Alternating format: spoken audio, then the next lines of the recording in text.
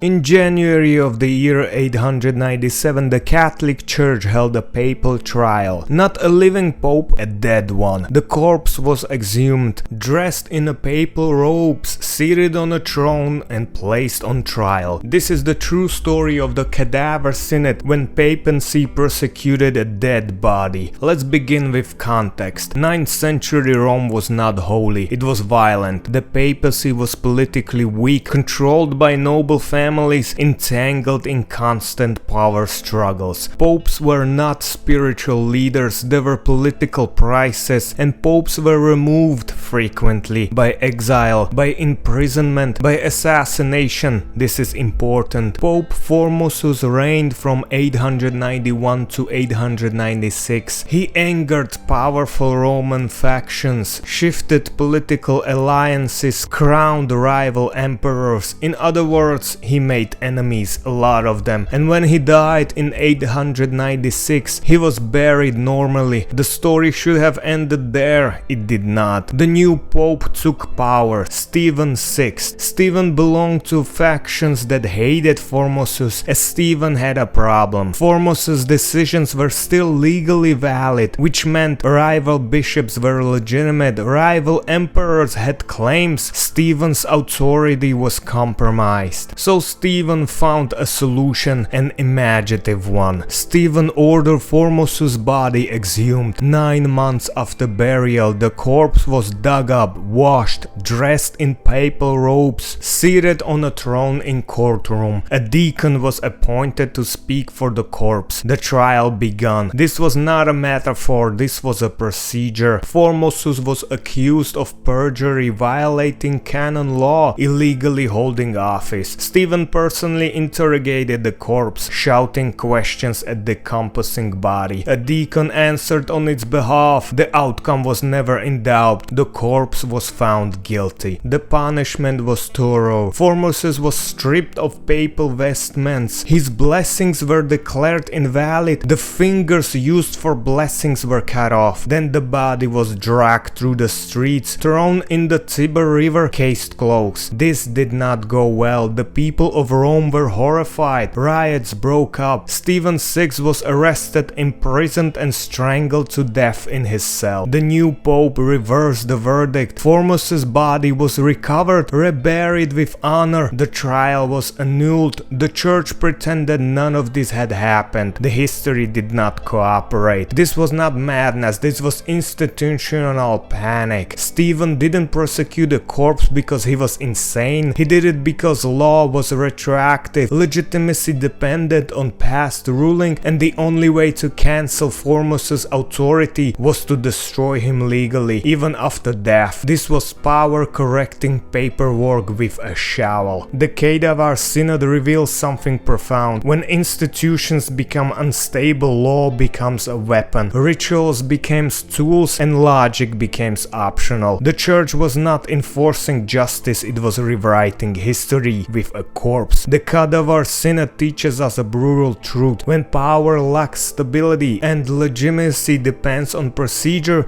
institutions will perform an absurd rituals to convince themselves they are still in control, even if it means putting the dead on trial. In 897, Rome tried a corpse, not because the dead had done something new, but because the living could not agree on the past. When systems lose the ability to settle disputes amongst the living, they eventually start persecuting the dead. Hit like, subscribe, and next time we'll look at another moment when institutions tried to fix a political problem with a ritual that made everything worse.